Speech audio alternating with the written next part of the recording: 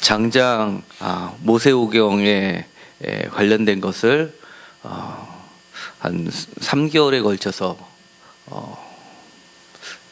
그 여정을 돌아보았습니다. 이제는 여호수아서를 드디어 들어가게 됩니다.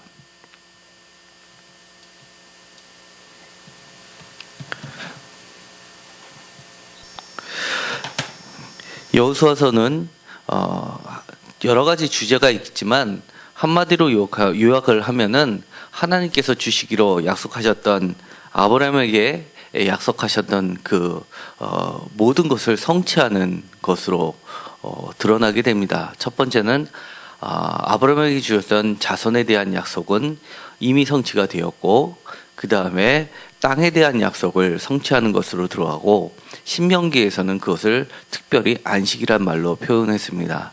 너희들이 모세가 이야기할 때는 아직 안식에 들어가지 못하였다라고 이야기를 했지만, 여호수아서에 와서는 드디어 그 땅을 차지하면서 안식에 취해지는 모습을 보게 됩니다. 여호수아서 1장 1절은 이렇게 시작됩니다. 여호와의 종 모세가 준 후에라고 시작됩니다. 그러니까 이제는 완전한 새로운 시대가 시작되었음을 선언합니다. 그리고 모세의 수종자, 여기 수종자라는 것은 종을 이야기하는데요. 이것이 야훼의 종을 나타낼 때 쓰는 말입니다. 그러니까 에베드라는 말을 써서 예수님을 지칭할 때도 쓰여지어 있고요. 이 에베드라는 말은 그렇게 우리가 흔히 이해하는 노예 개념이 아닙니다. 스스로 자신을 비워서 위대한 스승을 쫓아가는 그런 수저자의 개념을 담고 있고요. 그 다음에 특별히 최측근에서 온전히 그를 따르면서 가르침을 받는, 그래서 그 스승의 것을 계승하는 의미를 가지고 있습니다. 그렇기 때문에 하나님의 야훼의 종으로 대표되는 게 예수 그리스도이고, 그 다음에 대표적인 것이 구약에서는 이 모세, 아브라함, 그리고 다윗 같은 사람이 나의 종이라는 이름으로 불려지게 됩니다. 그런데 이 여호수아가 백성들에게 이야기하는 것으로 시작이 됩니다. 그러면서 2절에 보면 그 땅으로 가라라는 겁니다. 이것은 모세가 이미 너희들에게 지시했던 것이니까 이제 모세가 죽었으니 이제는 너희들이 더 이상 머무르지 말고 시작해야 될 것이 아니라라고 촉구를 하고 있습니다. 그러면서 9절에 보면 강하고 담대하라, 두려워하지 말라, 놀라지 말라, 내가 어디로 가든지 내 하나님 여호와가 너와 함께 하느니라라는 자신에게 주었던 모세가 여호수아에게 주셨던 그 말씀을 다시 한번 되새기면서 비록 너희들이 모세는 없을지언정 모세가 인정한, 그리고 하나님의 영이 함께 하시는, 하나님의 약속이 함께 하시는 나 여호수아가 있으니까 너희들도 믿고 같이 갑시다라고 선언을 하는 것입니다. 이 여호수아라는 이름은 예수와 같은 뜻입니다. 원래는 호세아라는 이름을 가지고 있었는데 이것은 구원이다라는 뜻입니다. 그런데 모세가 민수기에 보면 정탐꾼을 보내면서 이 호세아를 택해서 이름을 여호수아라고 바꿔주게 됩니다. 그러니까 호세아라는 건 구원이라는 뜻이지만 여호수아라고 바꿔치면서 하나님이 구원이시다라고 하면서 구원의 주체가 누구인지를 분명하게 해주는, 그리고 구원의 주체가 누구인지를 분명하게 호세아에게 알려주는 이름을 계명을 하면서 새로운 역사를 만들어내게 되는 겁니다. 그러니까 지도자가 되려면 구원자가 바알인지 하나님인지를 분간 못하는 지도자는 필요 없다는 것입니다. 분명하게 구원자는 하나님이라는 것을 인식한 자만이 지도자가 될 수 있다는 걸 선언하고 있고요. 그 다음에 그 하나님이 함께 하시는 지도자가 이렇게 선언을 하는 겁니다. 양식을 준비하라라고 하면서 사흘 안에 너희가 이 요단 가등을 건너 너희 하나님 여호와께서 너희에게 주사 차지하게 하시는 땅을 차지하기 위하여 들어갈 것입니다. 이 짧은 한마디 말에는 모든 것이 다 들어가 있는 겁니다. 첫 번째는 요단강이 있지만 이것도 건너가게 한다는 겁니다. 이 요단강을 건너는 사건은 바로 여호수아서 3장에 기록이 됩니다. 3장의 기적처럼 요단강을 건너고 그것이 마른 땅이 돼서 그 다음에 4장에 가면 거기에 기념비를 세우게 됩니다. 길갈에 세운 12돌이 바로 제단이 되고요. 그 다음에 5장에 가면 땅을 6장에 있는 여리고성의 전쟁에 앞서서 그들이 취해야 할 것을 바로 할례를 하고 있는 겁니다. 그러니까 이 할례라는 것은 전쟁에 앞서서 전쟁의 성격이 무엇인지를 극렬하게 보여주는 사건인데요. 이것은 제가 이미 주일날 설교에 이미 한 적이 있습니다. 그러니까 일반적인 전쟁이 아니라 하나님이 하시는 전쟁이라는 걸 나타내는 게 바로 여리고 성 사건 바로 전에 있었던 할례 사건이라고 말씀을 드렸습니다. 그러니까 이 할례를 받게 되면 3일 동안 움직이지도 못하고 그렇게 죽음을 전제를 하고 있는 마당에서 적군이 앞에 있는데 불구하고 할례를 행했다는 것은 내 목숨을 내어놓고 내가 하는 전쟁이 아니라는 것을 스스로 하나님께 고백하는 사건이라는 겁니다. 그리고 나서는 하나님 앞에 먼저 성결하게 하고 나서 그 다음에 10절부터는 유월절 식사를 하게 됩니다. 그리고 나서는 6장부터는 여리고 전쟁이 나오게 되고요. 그 다음에는 8장에 보면 아이성을 점령하는 이야기가 나오게 됩니다. 그리고 나서 9장을 지나서 9장에는 잠깐의 이제 기브온 이야기가 나오게 되고 그 다음에 기브온 사람들로 인해서 10장에 보면 나머지 남방의 왕들하고 동맹국하고 전쟁을 치르게 되고 11장에 보면 드디어 가나안 북방 땅을 점령하는 사건을 기록하고 있습니다. 그 다음에 12장에 보면 모세가 정복한 지역, 그 다음에 정복하지 못한 지역을 이야기하고 있고요. 그 다음에 12장 7절부터는 여호수아가 정복한 왕들에 대해서 열거를 해주게 됩니다.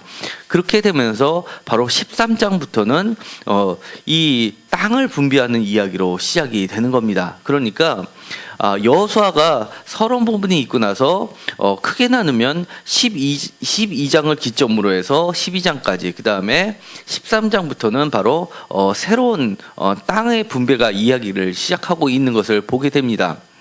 그러니까 이 오늘 읽었었던 짧은 본문 안에는 이 요단을 건너 그 다음에 너에게 주사 차지하게 하신 땅을 차지하기 위하여 들어간다라는 이야기 속에는 이미 전반부에 해당하는 12장까지 이야기와 후반부의 이야기는 13장부터 땅의 분배 이야기까지를 모두 함축하고 있는 아주 개략적인 말씀에 해당합니다. 그런데 우리가 좀 의해하는 것이 있습니다. 예를 들어서 가나안 땅을 정복하는 데 있어서 강하게 머리에 박혀 있는 것이 첫 번째는 여리고성 사건이고요. 두 번째는 요단강을 건너는 사건이고 세 번째는 아이성 점령 사건입니다. 그런데 이 왜 요단강을 건너는 사건이 기록이 됐냐라고 했을 때는 이것은 제2의 출애굽 이야기를 하고 있는 겁니다. 그러니까 출애굽을 경험하지 못한 새로운 세대들에게 앞서서 그들에게 하나님이 여전히 살아계신 하나님이라는 것을 나타내 보이는, 그리고 출애굽과 동일한 경험을 하게 하는 사건이 바로 요단강 사건이고요. 그것이 신약 시대에 와서는 세례로 세례로 발전하게 됩니다. 그리고 나서 출애굽 사건을 동일하게 경험한 것처럼 새로운 백성들이 여리고성에 들어가게 되는데요. 여리고성의 전쟁 방법은 그야말로 전무후무한 방법입니다. 그러니까 칼과 창의 싸움이 아니라 우리가 잘 알고 있는 것처럼 언약궤가 앞서고, 그리고 한 바퀴씩 돌다가 마지막 7째 날에는 7바퀴를 돌면서 그러면서 여리고성이 무너지는 사건을 보여주고 있습니다. 이 여리고 사건은요, 굉장히 여리고성이라는 것은 오래된 고성입니다. 아마 가나안 지역에서 가장 큰 그 규모에 비해 규모로 따지자면 가장 오래된 동등한 사이즈로 봤을 때는 가장 오래된 성이고요. 그리고 이집트에서도 기록이 남아있을 정도로 아주 중심 성이었습니다. 그런데 이 여리고성은 많은 학자들이 공격을 하는 대상 중에 하나입니다. 왜냐하면 여호수아가 이미 여리고성을 무너뜨린다고 하는 그 시점이 고고학의 발굴을 통해서는 그 시대의 연대적 시점이 맞지 않았다는 겁니다. 이미 여호수아가 점령하러 들어갔을 때는 여리고성은 이미 무너지고 폐허가 되어 있는 상태의 것으로 보고 있습니다. 여리고성을 발굴한 지층을 보면은요, 주전 1800년 정도로 보는 사람도 있고요, 1600으로 보는 사람도 있고, 주전 1400년으로도 보는 사람들이 있습니다. 그리고 실제로 보면 이 사람들이 한 바퀴를 다 몇 바퀴를 돌 정도의 크기가 아니라 가로 세로를 다 둘레를 하면 한 700에서 800m 정도가 된다고 합니다. 그러니까 이 이스라엘 사람들이 이렇게 대열을 맞춰서 한 바퀴를 다 돌지도 못한 상태에서 여리고성은 포위될 정도로 그렇게 사이즈가 작다는 겁니다. 그러니까 이 사람들이 꼬리에 꼬리를 물고 한 바퀴를 돌려면 여리고성을 두고 몇 겹의 원을 그릴 정도의 사이즈니까 사실은 우리가 알고 있는 개념의 여리고성은 아니라는 겁니다. 그럼에도 불구하고 왜 이것이 성경에 들어가 있느냐라는 부분은 우리가 기억할 필요가 있습니다. 왜냐하면 이거 못지않게 또 중요한 사건이 하나가 있는데요. 바로 뒤에 나오는 아이성입니다. 아이성은 이름 자체가 무슨 뜻이냐면 폐허더미라는 뜻입니다. 쓰레기 더미, 폐허더미라는 뜻입니다. 그러니까 이 여리고성은 굉장히 오래된 성이었고, 그리고 실제로 고고학계에서도 많이 발견되는 것이었고, 그리고 신약 시대에서 여리고는 매우 중요한 지역이었습니다. 그런데 이 아이성이라고 되어 있는 데는 굉장히 조그맣게 나와 있다고 하는데, 이 아이성은 그렇게 고고학에서 발견되기 어렵고, 그리고 위치도 불확실한 겁니다. 대충 추정을 할 뿐인데요. 그리고 이 이름 자체가 폐허더미라는 말로 봐서는 이미 이들이 들어와 있을 때는 이미 폐허더미가 되어 있는 상태의 성이라는 겁니다. 그러니까 여호수아의 군대들이 이들에게 패할 정도의 성은 아니었다라는 게 지금까지 지지를 받는 의견 중에 하나입니다. 많은 지지를 받고 있고요. 여리고성도 마찬가지입니다. 그렇다고 그러면 이 여호수아서는 허구이냐 아니면 어떻게 우리가 받아들여야 되느냐가 두 번째 문제에 놓이게 됩니다. 그리고 구약 성경 자체를 보더라도 예를 들어서 사사기 1장에 보면 여러 가지 가나안 지역에 살고 있는 사람들에 대해서 명단이 나오게 되는데요. 거기에 보면 아직까지도 많은 이스라엘 사람들이 이 가나안 지역을 점령하지 못한 채로 사사기 1장은 그려지고 있습니다. 그렇기 때문에 아직 많은 지역이 여호수아에서 기록한 것처럼 땅을 분배하고 성을 차지하고 이길 정도로 그렇게 되어있지 않은 것이 뒤에 있는 사사기를 통해서도 알 수 있고요. 심지어 다윗 왕 때도 아직까지도 점령하지 못한 성이 여호수아에서는 점령한 걸로 되어 있게 나타나기 때문에 사실은 여호수아는 역사적 사실을 그대로 기술했다기보다는 자기 반성적으로 어떻게 하나님의 땅을 차지하려면 이렇게 했었어야 됐는데라는 반성적인 회고의 형식으로 읽어야 되는 것이 더 적합해 보인다고 할 수가 있습니다. 왜냐하면 이들이 바벨론에게 멸망하고 나니까 우리의 출발이 어디서부터 잘못되었는지를 반성하는 차원에서 기록했을 것으로 보여지는 부분이 많이 있습니다. 왜냐하면 좌로나 우로나 치우치지 말라라는 표현은 대표적으로 신명기에서 이야기하는 방식입니다. 그리고 우리가 이미 신명기에서도 봤듯이 신명기는 여호수아서부터 시작하는 역사서의 서론 부분이라고 말씀을 드렸습니다. 그러니까 이 여호수아서는 신명기의 사상의 영향을 받아서 그 신학을 펼친 것으로 볼 가능성이 높고요. 그러면 학자들은 어떻게 보냐 하면 모세가 출애굽하면서 가나안을 점령한 과정을 이렇게 여호수아가 전쟁을 해가지고 빼앗은 것으로 보는 견해들이, 성서대로 보는 견해들이 하나가 있습니다.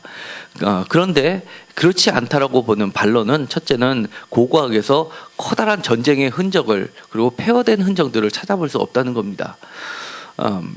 그렇기 때문에 그것이 공격을 받고요. 그 다음에 발견된 지층을 보더라도 시대적으로는 훨씬 앞선 시기였다는 겁니다. 그렇기 때문에 현실적으로는 받아들여지지 않습니다.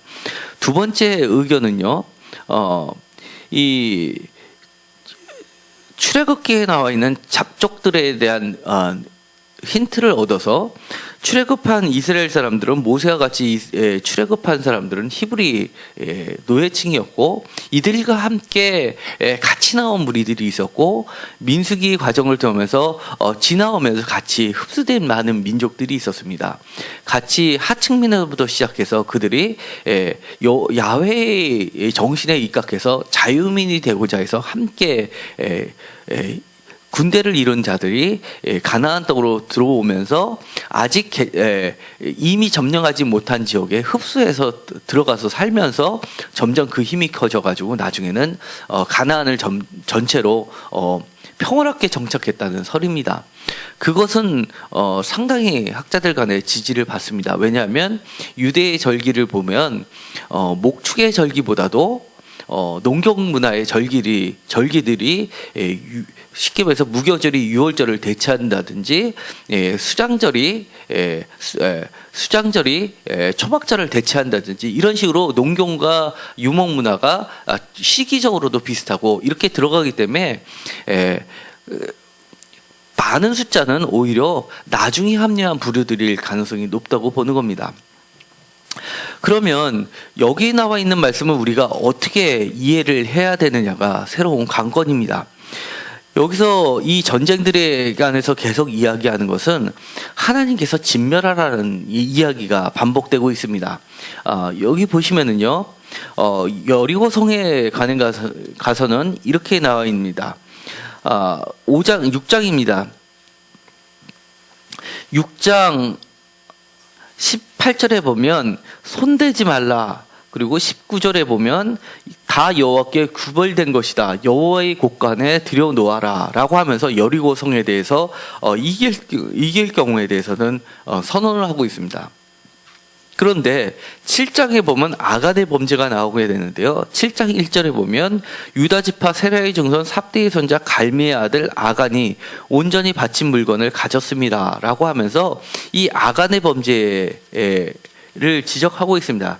그가 손댄 물건은 이렇습니다. 21절에 보면 내가 노력한 물건 중에서 시날산의 아름다운 외투 한 벌과 은 200세겔과 그 무게가 50세겔 되는 금덩이 하나를 보고 탐내어 가졌나이다 라고 되어 있습니다. 시날산의 아름다운 외투 한 벌, 그러니까 우리가 보기에는 옷 한 벌 갖고 왜 그러냐라고 할 수 있지만 이 고대 사회에서는 옷은 바로 신분을 나타내는 겁니다. 예를 들어서 요셉에게는 형제들에게 주지 않은 채색 옷을 입혔다는 것은 그를 왕처럼 대접했다는 겁니다.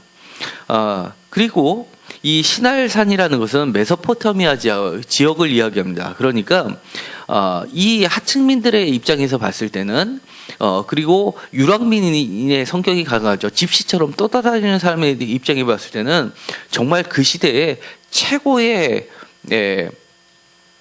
문명을 가진 메소포타미아의 외투 한 벌이니까 굉장히 고급스러운 것을 탐낼 수밖에 없었습니다. 그 다음에 은 200세겔, 그 다음에 50세겔 되는 금덩이를 가지고 탐냈습니다. 그리고 이 탐내다는 단어를 보면 선악과를 보고 탐내는 데 쓰였던 똑같은 단어를 쓰고 있습니다. 그러니까 이 아간이 범했던 죄를 바로 하와가 범했던 죄하고 똑같이 그려내고 있다는 겁니다. 그리고 나서는 그것에 대한 징벌이 바로 그들을 전부서 하나님이 진멸하시고 돌무더기를 세우고 이것을 악월골짜기라고 부르게 되는 죽음의 골짜기로 바뀐 사건을 이야기하게 됩니다. 그리고 이 아이성 이야기가 나오게 되는데요. 이 아이성은 바로 그것이 깨끗하게 정리가 되고 나서 하나님께서 직접 싸우시는 싸움에서 다시금 승리하는 사건을 이야기하게 됩니다. 그러니까 사실은 여호수아서 1장부터 아이성 전투까지를 보면 이스라엘 사람들에게 너희가 약속된 땅을 차지하는 싸움의 방식은 이것이다라고 교과서적으로 교본으로 채택해서 알려주는 것입니다. 그러니까 너희들이 약속된 나라를 축복의 땅으로 영원히 유지하려고 했더라면 너희들이 이렇게 하나님의 것과 하나님의 진멸하라고 했던 것을 철저히 구분하고 비록 탐스럽다 하더라도 그것을 탐내지 않고 온전히 구분을 시켰고 하나님의 명령을 지켰더라면 너희의 땅은 영원히 멸망하지 않고 살았을 것이다 라고 선언하는 것입니다. 여기에 보면 진멸이라는 것은 자녀들과 딸들과 아들들까지도 죽이는 장면이 나오게 됩니다. 이거는 현대 와서 많은 논란이 있는 부분이기도 합니다. 하나님이 그렇게 어린아이까지 다 죽이는 하나님이냐라는 부분에서 폭력성을 드러냈다고 하지만 사실은 이거는 실제적인 사건이라기보다도 상징적으로 그려내고 있는 겁니다. 그러니까 내 안에 남아있는 탐심을 작은 아이의 탐심이라도 철저히 제거해버리는 내 안에 거하는 죄악들을 철저히 제거해버리는 과정을 통해서 비로소 너희는 하나님의 약속된 땅을 차지할 수 있다는 것을 교과서적으로 보여준 부분이 바로 여호수아의 앞부분에 해당한다고 할 수 있습니다. 그러다 보니까 이스라엘 사람들은 많은 혼란을 가졌던 겁니다. 그들이 기다렸던 야훼의 날, 메시아께서 오셔서 이스라엘 땅을 온전히 회복시켜주는 때가 있다고 믿었습니다. 그때는 그들이 비록 하지 못했었던 여호수아의 전쟁처럼 똑같은 이름을 예수와 똑같은 이름을 가진 구약의 여호수아나 신약의 예수나 똑같은 이름을 가진 자가 나타나서 여호수아의 거룩한 전쟁을 하나님의 전쟁을 이룰 것이라고 그들은 기대를 했었던 겁니다. 그러다 보니까 세례 요한이 설교한 부분이 있습니다. 세례 요한이 설교는 너무나 유명한데요. 마태복음 3장에 보면 이런 설교를 합니다. 이미 도끼가 나무 뿌리에 놓였으니 좋은 열매가 맺지 않는 나무마다 찍어 불에 던지리라. 철저하게 회개를 요청합니다. 그리고 그거 와서 손에 키를 들고 자기의 타작마당을 정하게 하사 알곡은 모아 곡관에 들이고 쭉정이는 꺼지지 않는 불에 태운다라고 선언을 합니다. 그러니까 그들의 오랜 머릿속에 잡혀 있었던 야훼의 날, 야훼께서 직접 나타나서 전사처럼 싸우시는 그 날이 되면 여호수아에게 명령하셨던 그 명령을, 그런 전쟁을 수행하리라고 믿었던 겁니다. 그런데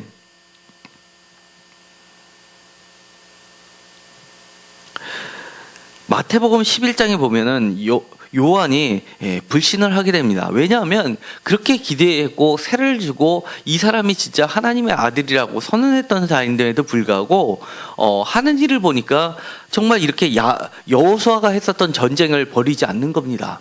진멸하지 않는 겁니다. 저 로마군인들을 멸절하지 않는 겁니다. 그러니까 요한이 옥에 갇혀서 제자들 2명을 보냅니다. 그러면서 예수께서 여짜오되 오실 그이가 당신이오니까 우리가 다른 일을 기다려야 됩니까? 라고 물어보게 되는 겁니다. 자기네들이 지금 교과서처럼 보고 왔었던 그 내용하고 실제로 예수님이 나타나서 하는 전쟁하고는 그들이 생각했던 전쟁이 너무나 아니었던 겁니다. 그러자 예수님께서 이렇게 얘기하십니다. 맹인이 보며 못 걷는 사람이 걸으며 나병 환자가 깨끗함을 받으며 못 듣는 자가 들으며 죽은 자가 살아나며 가난한 자에게 복음이 전해지라 하라. 누구든지 나를 말미암아 실족제하는 자는 복이 있도다라고 하면서 그들을 돌려보냅니다. 이 얘기는 이사야의 말씀을 그대로 인용을 하시면서 너희들이 생각하는 전쟁과 다른 전쟁을 내가 펼치는 메시아 그분이 맞다라고 선언을 하는 겁니다. 그리고 나서는요, 이렇게 마태복음 26장에 가면 마지막 장면에서도 이렇게 이야기합니다. 마지막 산에 가서 잡히실 때 베드로가 잡으러 온 사람의 군인의 귀를 자르는 사건이 나타나죠. 그때 이렇게 얘기합니다. 내 칼을 도로 칼집에 꽂으라. 칼을 가지는 자는 다 칼로 망하느니라 라고 이야기합니다. 지금 12군단 더 되는 천사를 보낼 수도 있다라고 이야기하시는 분이 예수님이라는 겁니다. 그러면서 예수님은 다른 방식의 이야기를 하십니다. 칼과 뭉치를 가지고 나를 잡으려느냐, 내가 날마다 성전에 앉아서 가르치지 않았냐라고 이야기를 합니다. 그러니까 예수님이 싸우셨던 방식은 칼과 뭉치로 여호수아에게 말씀했던 전쟁을 일으키는 것이 아니라 이렇게 성전에서 가르치시는 전쟁을 하셨던 겁니다. 하나님의 나라를 가르치시면서 그런 전쟁을 하셨다는 겁니다. 요한복음에서도 비슷한 말씀을 하십니다. 신문을 할 때, 빌라도가 신문할 때 이렇게 얘기합니다. 내 나라는 이 세상에 속한 것이 아니라, 만일 내 나라가 이 세상에 속한 것이었다면 내 종들이 싸워 나로 유대인들에게 넘기지 않게 하였으리라. 내 나라는 여기에 속한 것이 아니다 라고 선언을 합니다. 그러면서 내가 온 것은 진리에 대해서 증언하러 왔다라고 이야기를 합니다. 그러니까 예수님께서 하시는 싸움은 완전한 진멸하는 하나님의 야훼 전쟁이 맞지만 그들이 생각하고 있었던 것처럼 칼로 싸우는 진멸의 전쟁이 아니라 영적으로 싸우는 전쟁이었다는 것을 이야기합니다. 에베소서 4장에서는 이렇게 이야기합니다. 사로잡힌 자들을 사로잡으시고 그들에게 선물을 주셨는데 그 선물이 뭐냐면 바로 일부는 사도로, 선지자로, 복음 전하는 자로, 목사와 교사로 세웠다라고 하고 이야기를 하는 겁니다. 그러니까 하나님의 나라를 세우는 데 있어서 쓰여진 무기는 바로 사도, 선지자, 복음 전하는 자, 목사와 교사, 즉 하나님의 말씀이 무기가 되었다는 것을 이야기합니다. 그러면서 성도를 온전하게 하는 것이 바로 그리스도의 몸을 세우려는 것이고, 그리스도의 몸을 세운다는 것은 바로 하나님의 나라를 세우는 거다라고 얘기를 해 주시는 겁니다. 골로새서 2장에서는 이렇게도 이야기합니다. 12절에 보면 세례의 이야기를 여호수아 때에서는 요단강을 건너는 것으로 출애굽 사건을 반복했다고 하면은 신약 시대에 와서는 출애굽하는 그 사건을 홍해가 갈라지는 사건이나 여호수아 때 요단강을 거는 사건이나 그리스도인이 되면서 세례를 받는 사건이나 같은 걸로 보고 있는 겁니다. 골로새서 2장 12절에 너희가 세례로 그리스도와 함께 장사되고 라고 이야기를 합니다. 세례를 물로 들어갔다 나오는 것으로 그치는 게 아니라 그것이 바로 죽음이라는 겁니다. 그리고 나서 물에서 나올 때는 죽음을 극복하고 예수 그리스도와 함께 다시 살게 되었다라는 것을 이야기합니다. 그리고 예수님께서 싸우셨던 그 싸움은 바로 통치자들과 권세자들을 무력화시키고 그들을 구경거리로 만들었으며 그런 싸움이 바로 십자가로 싸운 싸움이다. 그래서 십자가로 그들을 이기셨던 싸움이다라고 이야기를 해주고 있는 겁니다. 이처럼 이스라엘 사람들에게 있어서는 이 여호수아의 전쟁이 보여주는 이 진멸의 전쟁이라는 것은 하나의 교과서처럼 강하게 박혀 있었던 겁니다. 우리들이 하나님께서 명하시지 않은 그 싸움을 우리가 올바르게 수행하지 않았기 때문에 예레미야에서 2장에 보면 이렇게 얘기합니다.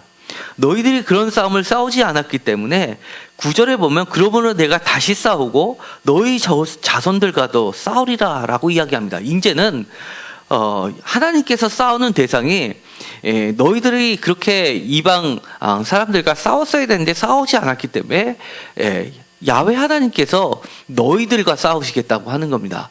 이제는 대상이 저 이방 사람들이 아니라 바로 하나님의 백성이 대상이 되어버렸던 겁니다. 그러면서 스가랴서 14장에는 이렇게 이야기합니다. 여호와 날이 이르면 내가 이방 나라를 모아 예루살렘과 싸우게 하리니 라고 하면서 예루살렘하고 심지어는 싸운다고도 이야기를 합니다. 그런데 그럼에도 불구하고 하나님께서는 다시금 구원의 역사를 펼쳐주십니다. 그것이 바로 그때 여호와께서 나가사 그 이방 나라를 치시되 그러니까 예루살렘을 침략했던 그 이방 나라를 다시금 치시고 이 예루살렘 앞 동쪽 갈람산 앞에 서실 것이라고 이야기를 하는 겁니다. 그렇기 때문에 이 감람산 앞에 동쪽 감람산 예루살렘 앞 동쪽 갈람산 앞에 서실 거라는 이 스가랴서의 예언 때문에 바로 누가복음에 보면은 예수님의 승천 장소를 바로 베다니 앞까지를 이야기하는 겁니다. 그러니까 베다니 앞 예루살렘 동편에 있는 감람산까지 예수님께서 나가시면서 거기서 축복하시면서 그들에게 명령을 내리시는 걸로 보게 됩니다. 정리를 하도록 하겠습니다. 하나님께서 우리들에게 말씀하시는 것은 여호수아에서 말씀하시는 것하고 다르지 않습니다. 너희들이 분명히 진멸하라고 이야기했던 것은 예수님에 의해서 성취가 되는데 그것은 바로 우리 자신과 끊임없이 싸워야 되는 영적인 싸움이라는 것을 이야기하게 됩니다. 우리가 하나님께서 주시려는 축복이 과연 지금 우리가 누리고 있는 축복일까요? 아니면 그거보다 더 큰 축복일까요? 사실은 우리가 감사합니다라고 하면서 이 감사함의 내용을 더 큰 축복을 받지 못함에도 불구하고